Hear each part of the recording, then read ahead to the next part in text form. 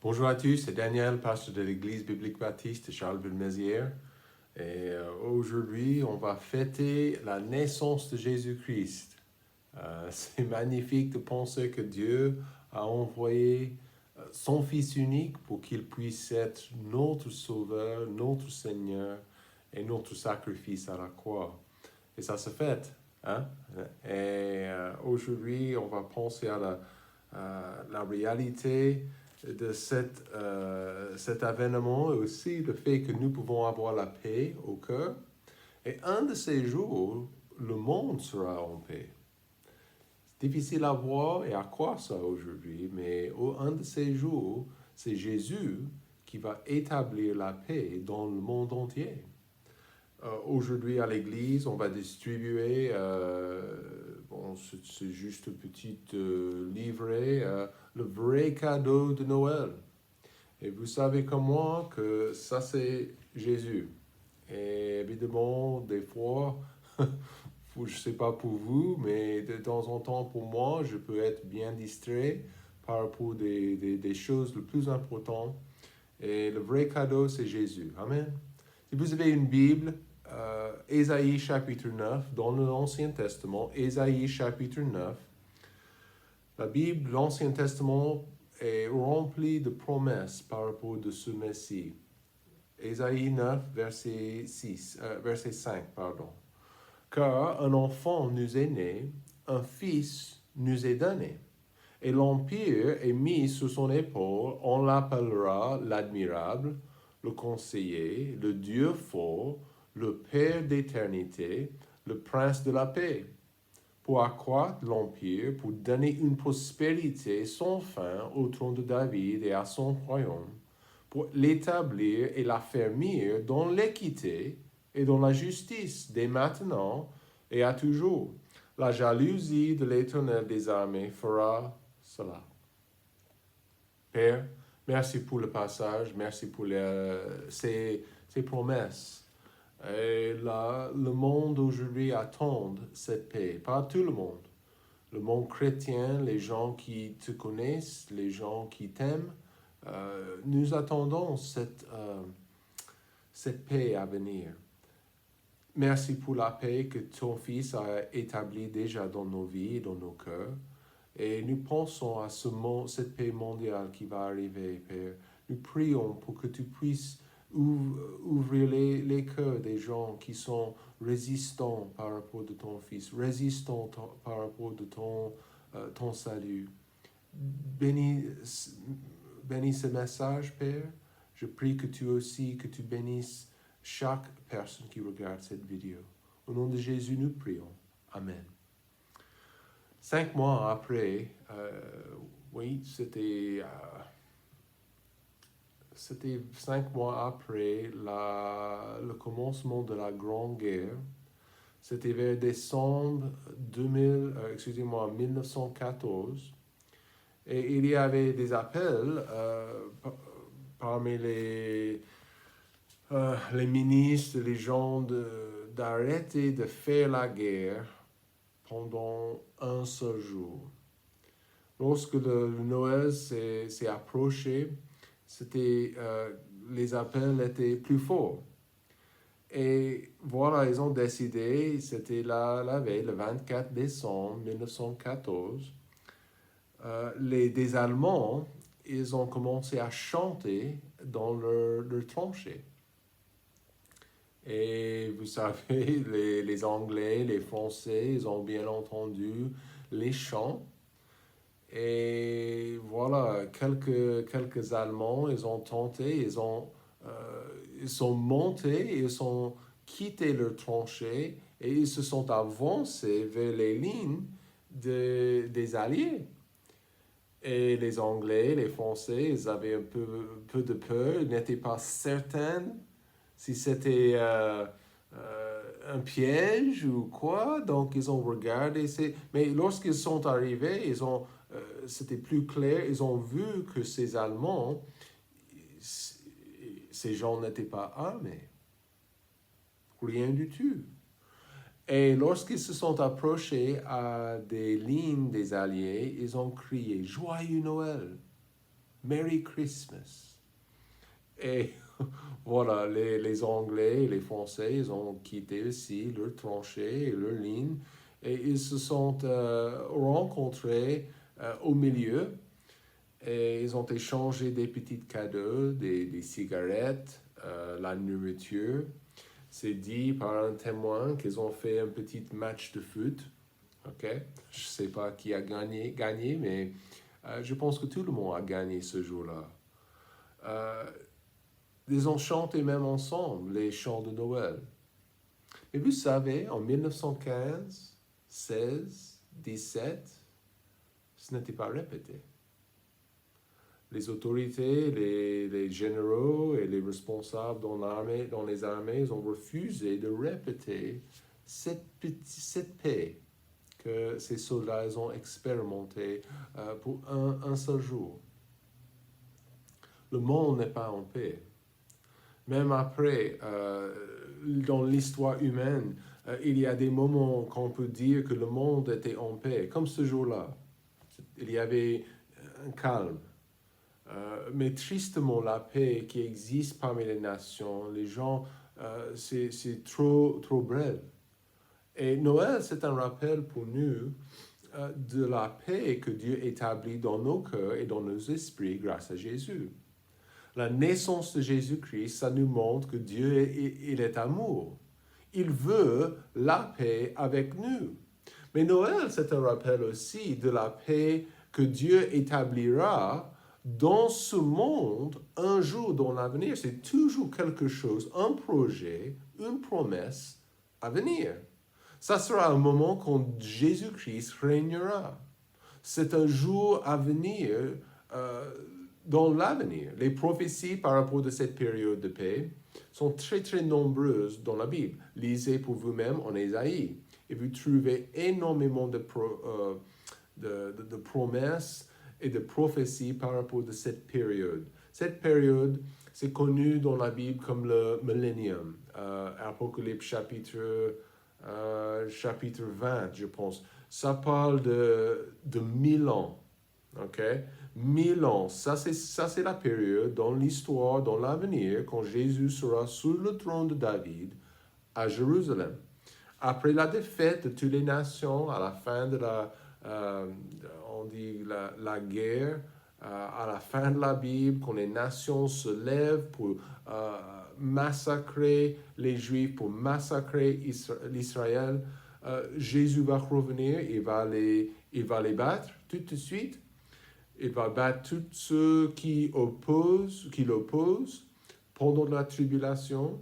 Mais ceux qui ont refusé Jésus-Christ, ces gens seront jugés. Les païens seront finis. En Apocalypse chapitre 20, verset 6, à la fin de la Bible.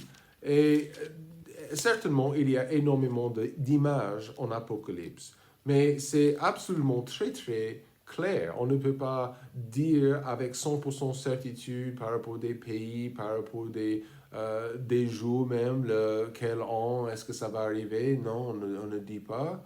Mais Apocalypse chapitre 20, verset 6, « Heureux et saint celui qui a part à la première résurrection. » Donc ça peut être, Jésus peut revenir aujourd'hui. Et la seconde mort n'a point de pouvoir sur eux. La seconde mort, c'est quoi? C'est le jugement de Dieu. Je suis sauvé, je ne serai jamais jugé selon mes fautes grâce à la croix de Jésus. La seconde mort n'a point de pouvoir sur eux, mais ils seront, quoi? Sacrificateurs de Dieu et de Christ et régneront avec lui 1000 ans. Ça, c'est la période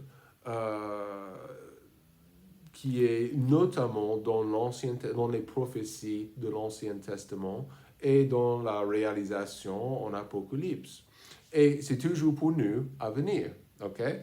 Donc, après la défaite de toutes les nations païennes, Jésus va établir son royaume ici-bas. Ça sera une période sans guerre, sans facture, sans souci, sans problème, une croissance énorme dans ce monde. Et un moment, de joie et de paix. Le diable sera enchaîné dans l'abîme, la Bible explique ça en Apocalypse aussi, mais à ce moment-là, pendant cette période de 1000 ans, la paix totale. En Ésaïe chapitre 2, verset 4, la Bible dit, il jugera entre les nations, il sera l'habit de plusieurs peuples. Alors ils forgeront de leurs épées des oyaux et de leurs lances des serpes. Une nation ne lèvera plus l'épée contre l'autre. Vous voyez, plus de guerre. Et on n'apprendra plus la guerre. Donc ça, c'est une promesse. Une période d'une grande paix dans le monde, une paix mondiale. Ésaïe chapitre 11, juste quelques chapitres plus loin. Verset 6, le loup habitera avec l'agneau et le léopard gîtera avec les chevreaux. Le veau, le lion et le bétail qu'on engraisse seront ensemble. Imaginez. Et un enfant les conduira. Donc vous voyez une paix immense, une paix mondiale, grâce à Jésus, grâce à Christ. Et imaginez ce calme, ce repos, cette paix. Ça va venir, ça va arriver. Ésaïe 11, verset 10. Et en ce jour-là, les nations se tourneront vers lui et sa demeure sera glorieuse. Et c'est magnifique de lire ces versets et de penser qu'un jour, dans le royaume de Dieu, un jour, quand il est là, Jésus est sur le trône de David. Donc, voilà ce que chaque gouvernement dans le monde essaie d'avoir en 2021, la paix. Le bien pour les citoyens.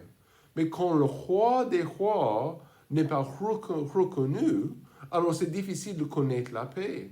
Mais voilà la bénédiction de Noël et la bénédiction de l'avènement et la naissance du Fils de Dieu. Il est venu pour établir sa paix et pour donner cette promesse. Il va donner une paix mondiale un jour. Et voilà, c'est difficile de comprendre ça, même dans nos jours, parce qu'il y a toujours des coups d'État, toujours des guerres, toujours des problèmes, toujours quelqu'un quelque part dans quelques quartiers qui est en train de faire l'attaque, de menacer des autres. Mais quand les gens continuellement les gens continuellement rejettent le Fils de Dieu, c'est impossible de connaître la paix. Vous comprenez ça? Et voilà ce qu'ils ont fait à son événement. Ils ont rejeté le Fils de Dieu. Zéro place pour lui dans l'hôtellerie, dans les hôtels. Zéro place pour lui dans leur cœur. Zéro place pour lui et à la fin de sa vie, méprisé, rejeté pendant son ministère. Donc vous connaissez la paix quand vous connaissez le Fils.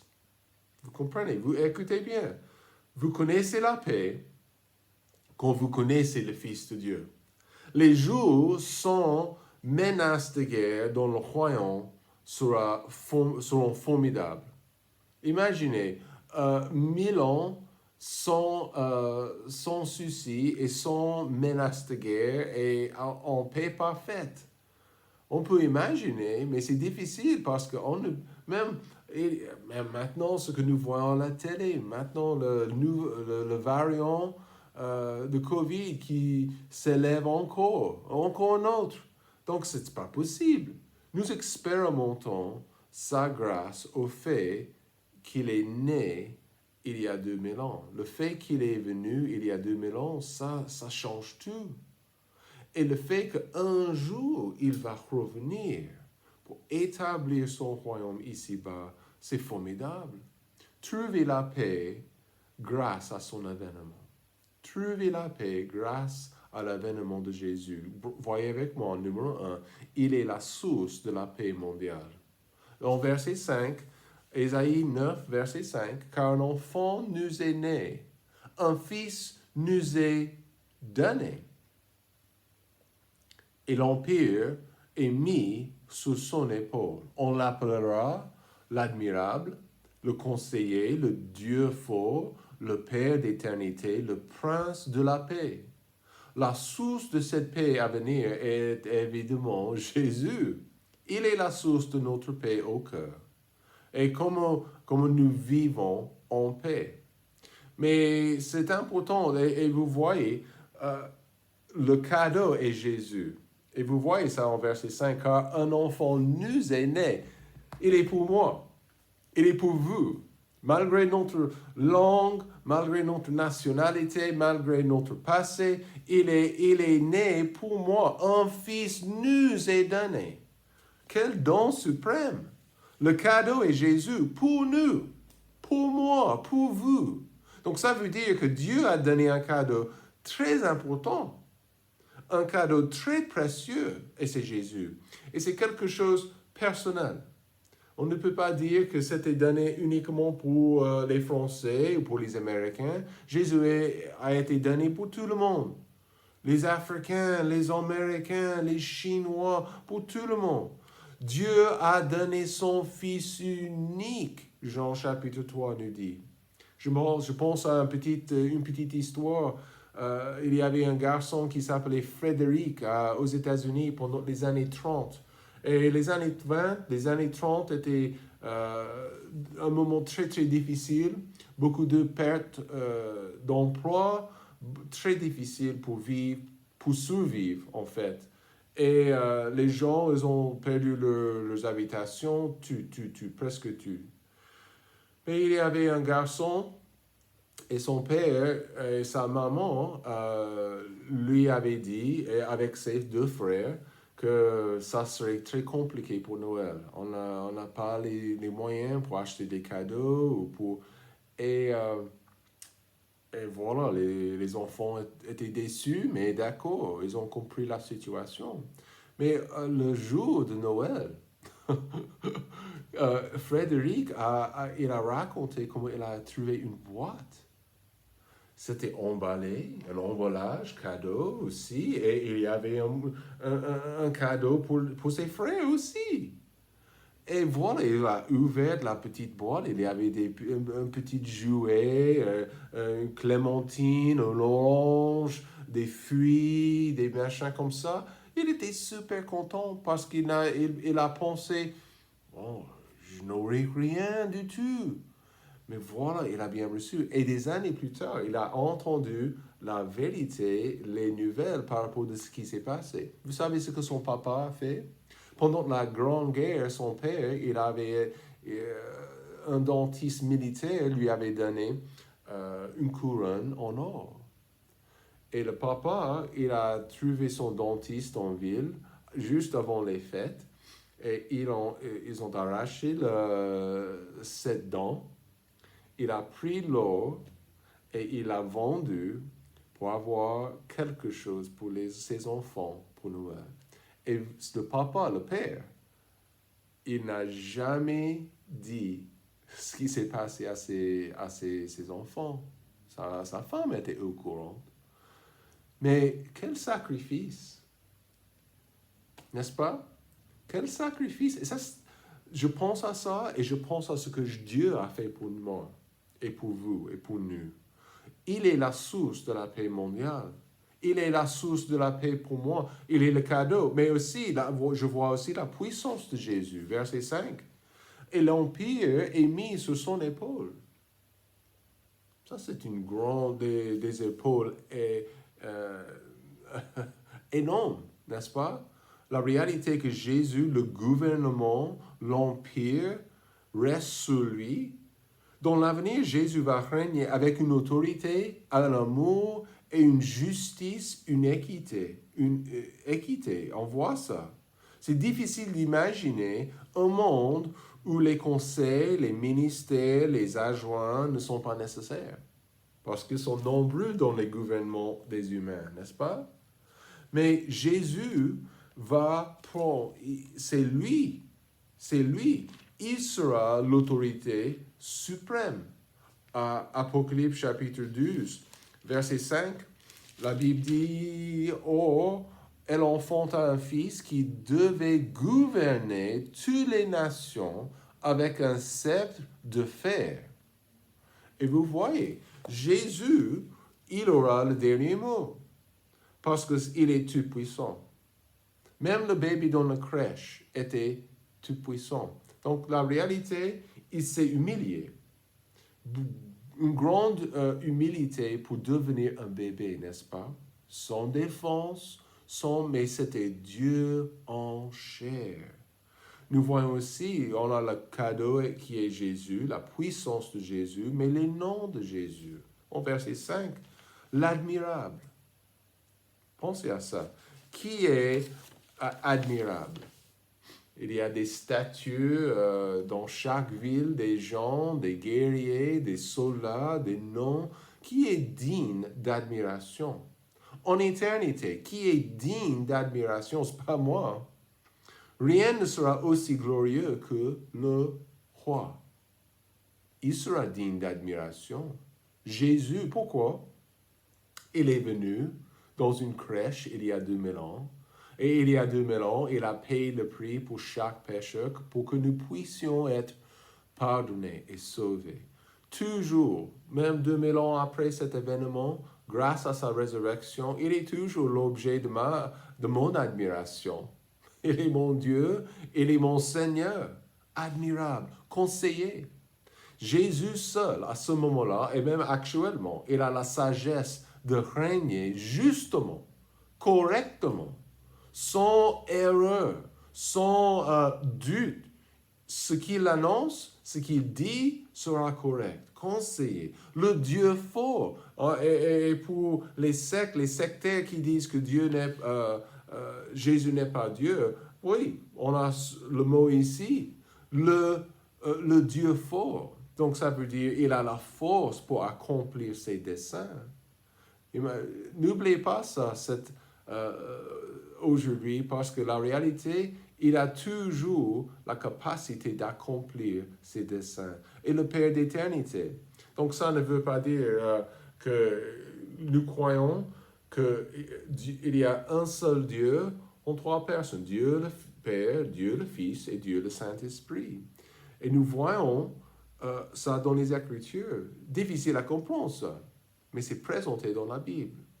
Mais le Père d'éternité, ça veut dire qu'il n'est pas le Père aussi, mais il est, parmi les Hébreux, l'originateur d'éternité, la source d'éternité.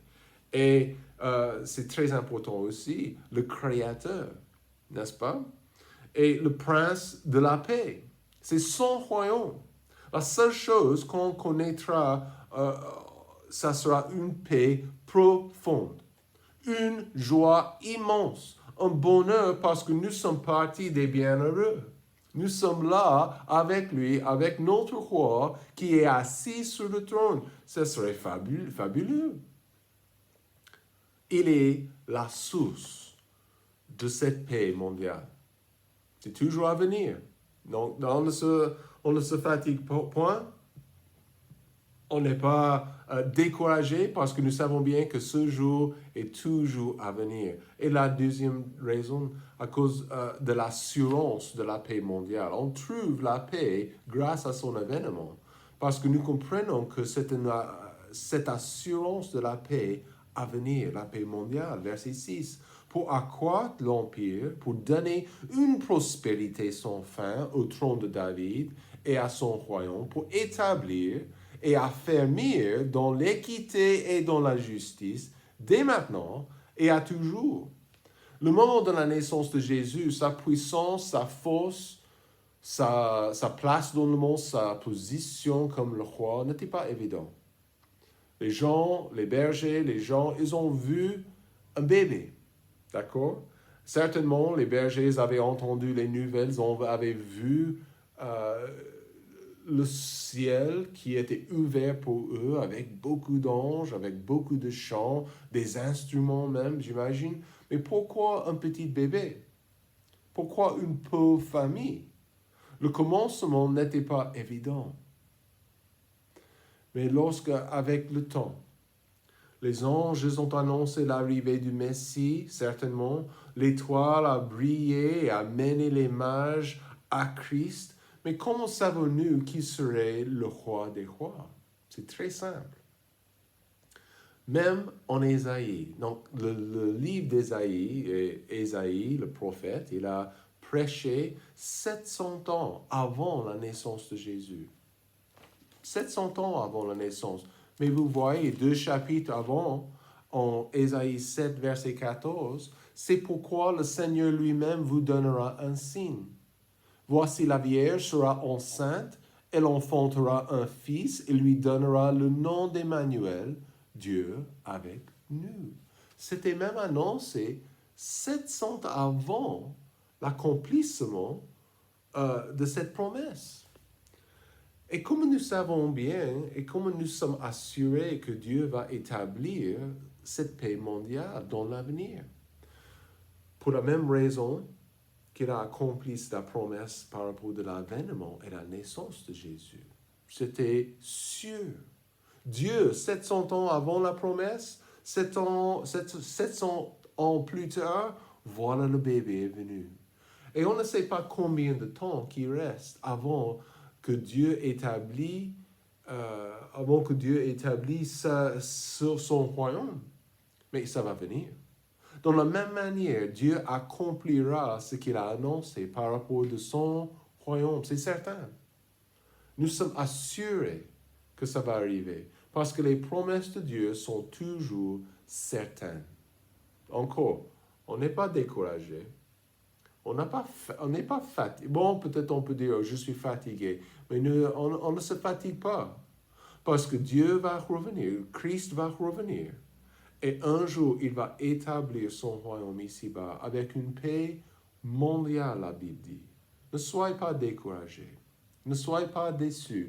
Et lorsque nous venons pour fêter la naissance de Jésus-Christ, nous fêtons son avènement, nous nous rappelons de cette paix mondiale qui sera accomplie et qui sera établie pour nous et par lui.